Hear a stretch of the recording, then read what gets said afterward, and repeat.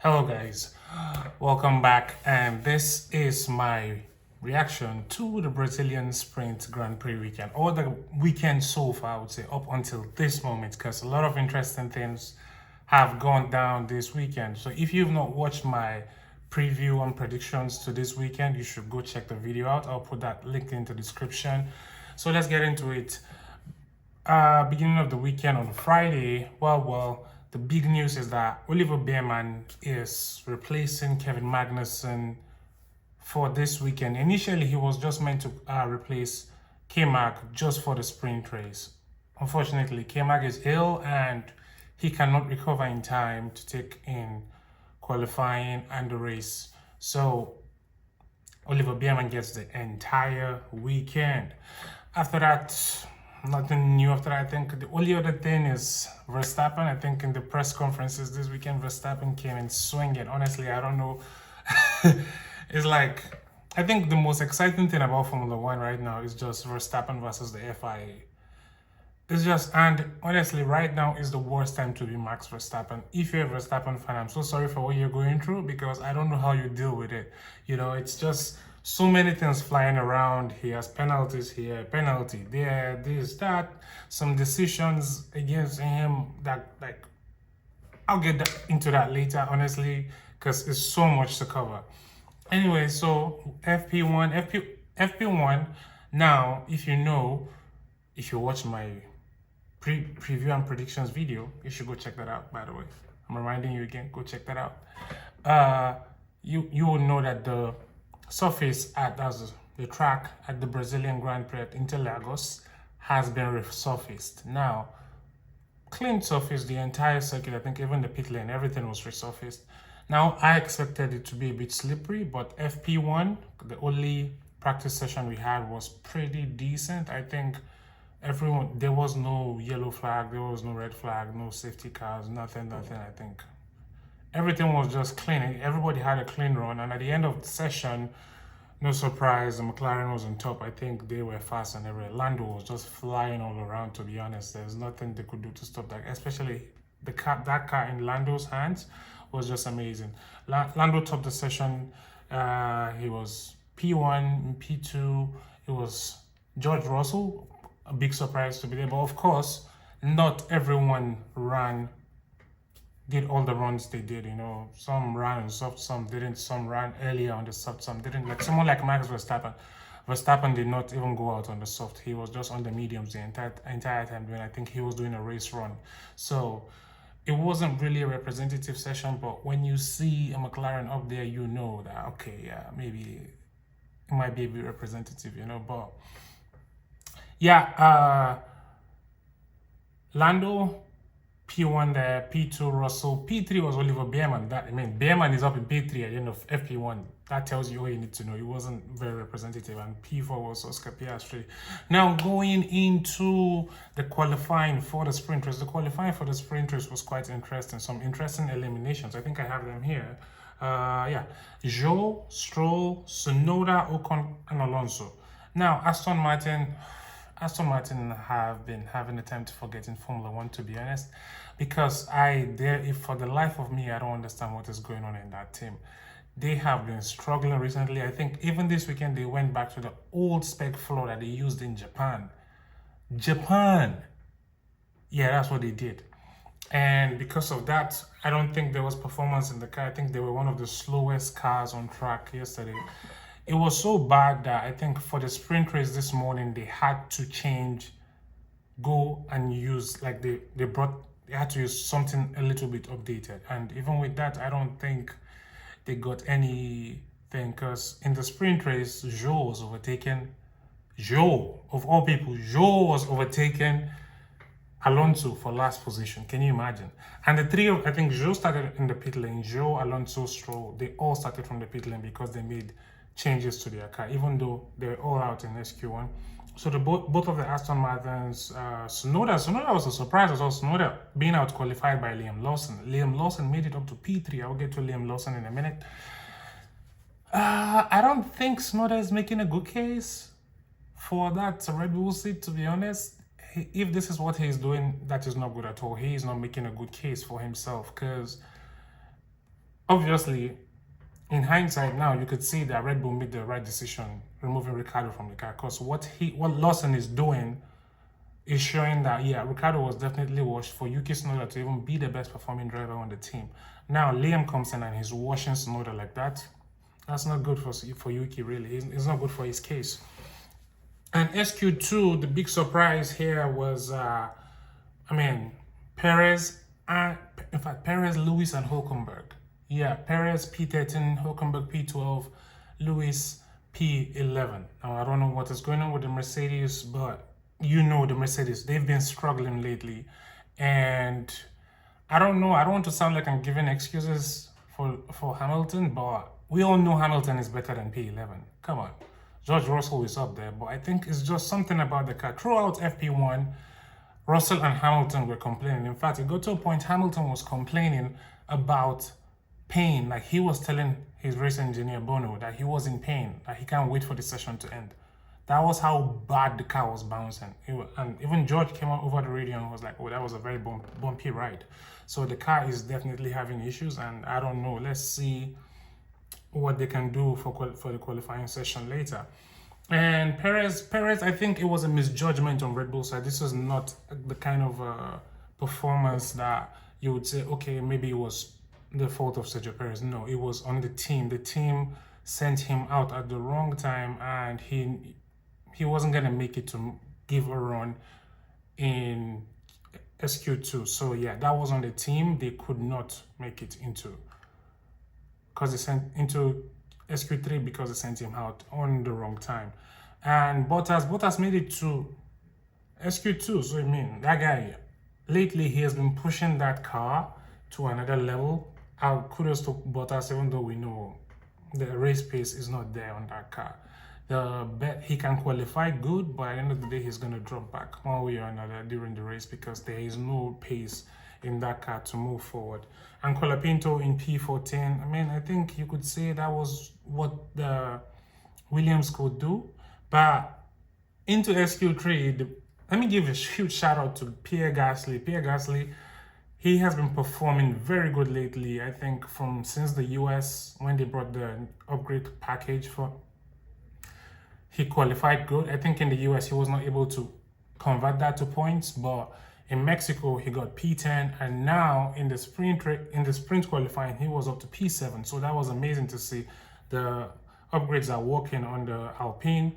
In P8 you have Liam Lawson. Liam Lawson out qualifying his teammate again, making a good case for his charge towards Red Bull. And Albon, it's good to see the Williams in SQ3.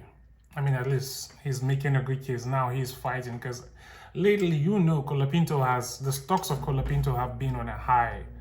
His stocks have been on a high. There is no one that's going to argue with. He's been doing amazingly well. And Oliver Bearman just stepping into the car also made it into SQ3. Unfortunately for Oliver Bearman, during his only run in SQ3, he went outside of the track and his time was deleted, so he was down in P10 for the sprint race. But for the sprint pole position before the weekend, I know I did predict Lando to be on sprint pole, but well, my guess was not so far off. It was Oscar Piastri. I think in SQ3 everyone went out on soft, because SQ1 and SQ2 all runs will be on medium tires, but in SQ3 they were on soft tires, and the only person to do 2 laps on those soft tires was Oscar Piastri. And on his second run, he got the pole from Lando Norris. Now, Lando P2, Oscar P1, Charles Leclerc was P3, Max Verstappen was P4, Carlos Sainz was P5, and George Russell was P6. Now, Leclerc was able to get P3. I mean, I guess you could say Max gave him a tow when he was completing his laps, where he had the fastest third sector of anyone during the sprint qualifying.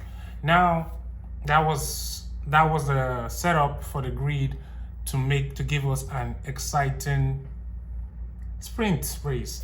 Now, into the sprint race itself. Sprint race, I think, normally for Brazil, when the race starts, we all expect chaos one way or another, because that turn 1 and turn 2, there is always chaos there. it's either someone is crashing into somebody, someone is tapping somebody, someone is spinning someone. There is always chaos there. But this time, everybody got off straight. There was no collision, nothing. Even if there were collisions, I think it was very minimal. Some people got really, really poor starts because Hamilton didn't start properly. I think at the point Hamilton dropped down to P14.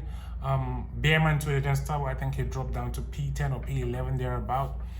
And yeah, but eventually the race got more and more interesting. I think Perez made a good case for himself today. As I said, Perez has been having a decent weekend so far. He started P13, and by the end of the sprint race, he was up to P8. He had a good battle with Liam Lawson for that position, but it was amazing to see Perez making up those positions. I think the sprint race was 24 laps. Yes, in 24 laps, he was able to move from P13 to P8. Good race for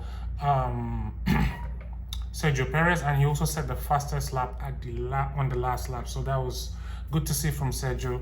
Hopefully he keeps that progress as well. Also, Hamilton also looked decent. He was making good moves despite the poor start at the beginning. He kept moving up. And also now there was a safety car. There was a safety car in this sprint race. It was a virtual safety car, but I'll take you there what happened. Nico Hülkenberg on lap 21 pulled to the side of the road, right?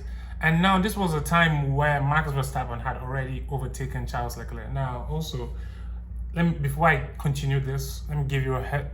The top four, I think, had a very good race. It was exciting to watch the top four trying to get at each other, because I was surprised to see the Red Bull of Max Verstappen hanging on to the top three. That is the McLarens and the Ferrari of Charles Leclerc. He did well. He managed his tires well, that he stayed in the DRS of Leclerc the entire time. I don't think there was a time he was outside of Leclerc's DRS the entire time until he overtook Charles Leclerc. I think he overtook Charles Leclerc on lap 16 or 17. And that was because Charles was making mistakes. Max was just saving his tires to get to a good time to strike. And Leclerc made a few mistakes. Even on the radio, Max was like, "Come on, Charles, stop making the mistakes." You know, it was amazing to see, because imagine Max was just using Leclerc as something to just hold on, to just drag and continue going forward during the race. But eventually Max did overtake Charles Leclerc, and he was hunting down those McLarens. I promise you that Red Bull was fast. Like, he was chasing. He was gaining 3/10 per lap to those McLarens. But I mean, 3/10 is not much if you don't have a lot of laps to catch, right? And yeah, but eventually he got close. He was in the DRS of Lando. But then this is where the tricky thing comes in. Now, this is where Verstappen fans will be frustrated, because I think because of all the things that have been going against Verstappen lately, especially with the FIA, you would say they screwed Verstappen here, because it was a convenient thing. So, as I mentioned earlier, Hülkenberg pulled to the side with a problem in his car on lap 21, and everybody was expecting, will there be a safety car? Will there be a VSC? At least there should be something, because there's a car stopped by the side of the track. At least stop the race, or maybe bring out a safety car or something. The safety car was not brought out. There was yellow flags in sector 2, but that was it. There was nothing else. And I mean, the argument right now is that why was the safety car not deployed earlier? Because Max was getting closer to strike, and at the moment where he was in a good opportunity to strike, then the virtual safety car was deployed. Now, also for the McLarens, I think it happened that the virtual safety car was deployed at the time after McLaren had switched positions from Lando moving to P1 and Oscar Piastri dropping back to P2. Now, this VSC, I think, was deployed on lap 23. I think it was lap 23, I think. Yeah, I think so. And by the time the virtual safety car was removed, we were on lap 24, and we're at this position where Max could not overtake. It was the last possible overtaking place. you could find on the track, you know. So I think you could make a case that if there's a conspiracy theory, it could be something that is, you know, that you could that you honestly you have a basis for that. But I would say it could just be a coincidence. I mean, even Hinch on F1 TV was like they were very lucky with that virtual safety car. For them to even switch the positions before this VSC was deployed, it's kind of tricky, you know. This is where conspiracy theories start to breed here and there, where it's Max versus the FIA again. Because honestly, if you were a Max Verstappen fan, as I mentioned earlier, this weekend was the worst thing ever, because it was just decisions going against you on every side. It started with coming into the week, all the criticism Max was getting from the British media, especially Damon Hill. Damon Hill was on Max's neck. Oh my goodness. Well, Max also came back swinging. Max was like, well, I'm a 3-time world champion. I know what I'm doing. I've been in Formula One for 10 years. I think I know what I'm doing pretty well. And honestly, to be fair, a lot of drivers are actually understanding of the situation Max Verstappen is in, because I saw interviews of Leclerc, Magnussen, Ocon, Gasly, even Russell. They understand, like, he's fighting for a world championship. He needs to do what he needs to do to win, and that's it, you know. But then, you know, you have to keep within the rules as well. There's that. And also, if you remember, Max Verstappen was punished some weeks ago with community service for swearing. He said the F word on during the press conference. Now, what happened last week in Mexico was, I think after the race, Leclerc said the F word as well. But he was like, oh, I don't want to be punished like Max, you know? And what's tricky here is Max Verstappen got community service, even though he apologized later. He got community service for saying the F word. But Charles Leclerc gets a 10,000, I think it's 10,000 pounds or $10,000, whatever the currency might be, where it's 10,000 for saying the F word. But then 5,000 is suspended if he doesn't say it again for the next 12 months. I'm like, where's the consistency in this? These are the issues where you see Max fans making this case that there is some bias against Max Verstappen, because how can you give him community service and now give this other person a $5,000 fine? It doesn't make sense. Make it make sense. There has to be consistency in this thing. This is why I mentioned earlier, I mentioned in my video from last week, I think the stewards are in a way coming under pressure, and they're just in a way all over the place, you know? So it's quite tricky. And also, unfortunately, the qualifying session for the race has been suspended because of the wet weather condition. The qualifying for the Brazilian Grand Prix will be done on Sunday morning Brazilian time, ahead of the race tomorrow. So I know some people don't want to wake up early, but hey, it presents an opportunity to have another 2 competitive sessions in a day as well. So you know what? If we don't get it today, we get it tomorrow. So tomorrow morning will be the qualifying session for the Brazilian Grand Prix, and in the afternoon there will be the race for the Brazilian Grand Prix.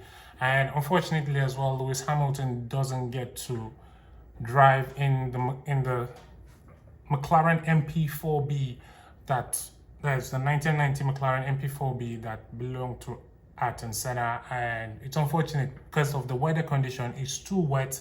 They wouldn't even let the drivers get on the track. So, and also for safety reasons, you know, if there's poor visibility, there could be marshals on track, things could happen. And if the drivers are not seeing, they themselves, they'll be slipping. It's a slippery track, so they'll be slipping all over the place. There will be a lot of safety car interventions, and because drivers cannot see, they want to prevent any form of accident from happening. And well, that's the weekend so far. If you're still watching, don't forget to like, subscribe, share with your friends. I really appreciate the support I have seen so far. Honestly, I'm nothing without you guys. Thank you so much for liking, subscribing, share with your friends. And I'll see you in the next one for the recap of the Grand Prix weekend tomorrow. Take care of yourself. Be safe. Peace.